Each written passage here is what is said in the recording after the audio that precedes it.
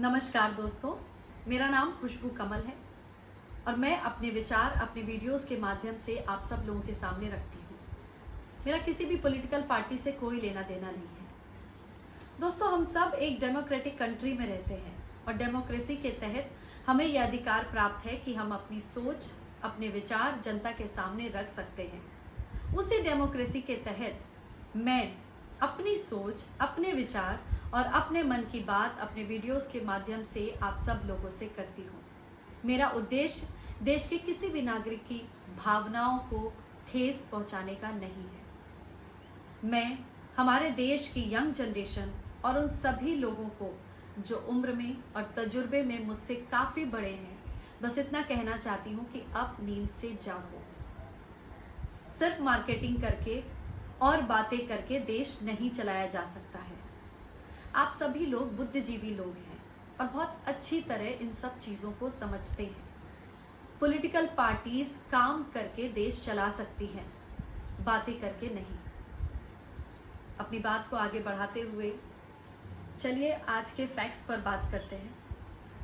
सबसे पहले तो as a member of parliament एक एमपी की पर मंथ की सैलरी अप्रॉक्सीमेटली 2.7 लाख रुपीस होती है और स्टेट गवर्नमेंट एक एमएलए को approximately per month 1.8 lakh rupees की सैलरी पे करती है। अब कोविड-19 के चलते हुए इनकी सैलरीज में 30% का डिडक्शन किया गया है।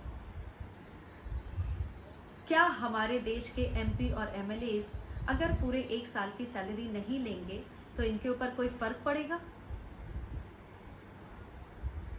हमारे देश में टोटल एमपीज की संख्या अप्रॉक्सीमेटली 795 है और टोटल एमएलएज अप्रॉक्सीमेटली 3725 है। अगर ये लोग अपने एक साल की सैलरी नहीं लेते हैं तो हमारे देश की सेंट्रल गवर्नमेंट और state government approximately 1000 crore rupees save करती है।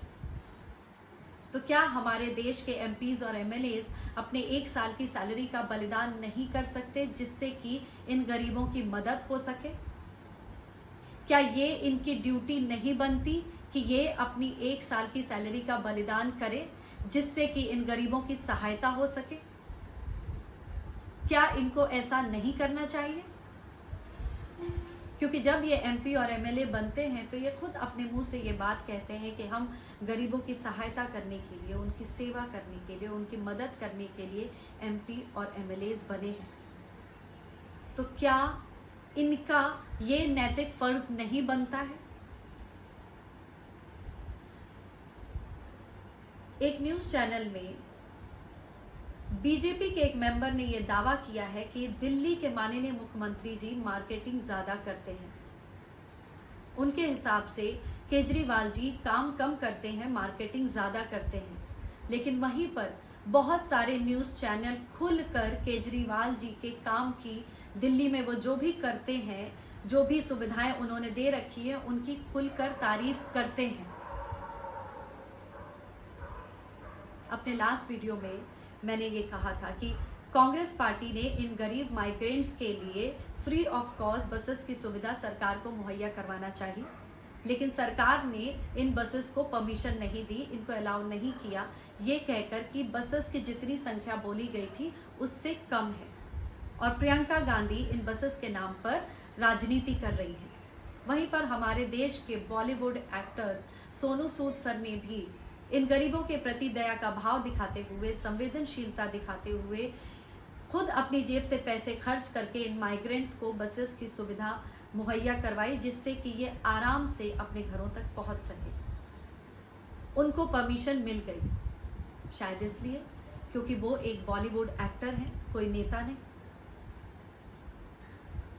वहीं पर दूसरा आप ये कहते हैं कि ये राहुल गांधी रास्ते में जाते हुए जो भी मजदूर हैं उनसे मिलकर उनका हालचाल पूछ रहे हैं, उनसे बातचीत कर रहे हैं, तो ये पॉलिटिक्स खेल रहे हैं, ये मार्केटिंग कर रहे हैं, पॉलिटिक्स खेल रहे हैं। वो जो भी कर रहे हैं, जनता देख रही है कि इस वक्त इस संकट के समय में कौन क्या कर रहा है।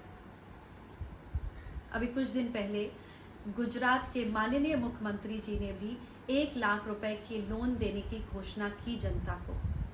तो ये न्यूज़ सुनने के बाद अगले दिन जनता जाकर बैंक के सामने एक लंबी कतार में खड़ी हो गई, बिल्कुल वैसे ही जैसे कि डिमोनेटाइजेशन के टाइम में एटीएम के बाहर और अभी इस वक्त स्टेट बॉर्डर पर जाते हुए गरीब एक लंबी लाइन में खड़े होते हैं। लेकिन बैंक वालों ने उन्हें ये कहा कि लॉकडाउन के चलते हुए हमारे पास फॉर्म्स के प्रिंट अवेलेबल नहीं है, आप लोग 4-5 दिनों के बाद आइए। मेरा सवाल ये है माननीय मुख्यमंत्री जी से कि क्या उनको ये नहीं पता था कि लॉकडाउन के चलते हुए बैंक्स अभी प्रॉपर काम नहीं कर रही हैं, इसलिए शायद उनके पास फॉर्म्स की अवेलेबिलिटी नहीं होगी? क्या उन्होंने भी एक मार्केटिंग के तहत ये अनाउंसमेंट किया? वहीं पर सेंट्रल गवर्नमेंट ने भी 1 लाख रुपए की लोन देने की बात की है, बिना किसी गारंटर के। सिर्फ एलिजिबिलिटी पर आपको जनता को 1 लाख रुपए तक का लोन मिलेगा। लेकिन बैंक ने कहा कि हम गारंटर के साथ 1 लाख रुपए तक का लोन देंगे। इसका मतलब ये हुआ कि बैंक जो है वो सेंट्रल गवर्नमेंट की बात नहीं सुन रही है। हर संकट के समय एक पैकेज घोषित करने की फैशन हो गई है। भाई आपको कुछ मिलता है क्या? इतने पैकेज आते हैं, मिला है कुछ? आपको मिला है कुछ? ये जो पैकेज घोषित करते हैं ना और जो कुछ देते नहीं ना, अब उनको पैक कर करके भेजने का समय आ गया है। हमारे माननीय प्रधानमंत्री जी ने 2014 की इलेक्शन कैंपेनिंग के दौरान राजस्थान और यूपी के भाषणों में ये बात खुलकर कही है कि जब कभी भी देश पर संकट आता है तो सबसे ज्यादा तकलीफ गरीब आदमी को उठानी पड़ती है। धूप ज्यादा निकल जाए, गर्मी हो जाए तो भी गरीब मरता है, बीमारी फैल जाए तो भी गरीब मरता है। सारे संकट अगर किसी को झेलने पड़ते हैं वो गरीब को झेलने पड़ते हैं। लेकिन दिल्ली में बैठी हुई सरकार या लखनऊ में बैठी हुई सरकार, उनको गरीबी के खिलाफ लड़ने की उनकी तैयारी नहीं है। दिल्ली में बैठी हुई सरकार और लखनऊ में बैठी हुई सरकार इन संकटों से निपटने के लिए कोई तैयारी नहीं करती है। जैसा कि आप इन दोनों वीडियोस में ये देख सकते हैं कि हमारे माननीय प्रधानमंत्री जी ने इस बात को खुलकर कहा है। मुझे लगता है कि प्रधानमंत्री जी ने बिल्कुल सही कहा है। आपको क्या लगता है? अगर आप मेरे वीडियोस को पसंद करते हैं तो मेरे YouTube चैनल को सब्सक्राइब करें, अपने कमेंट सेक्शन में लिखना ना भूलें।